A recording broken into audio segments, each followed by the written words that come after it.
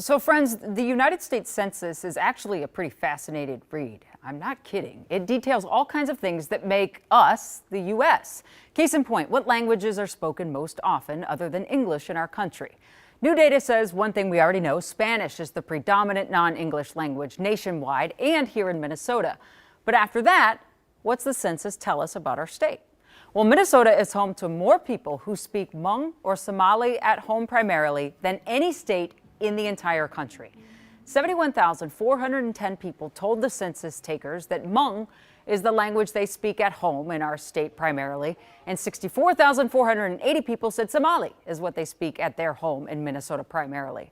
A majority of them also said while they speak these native languages at their houses, they speak English very well outside of their homes.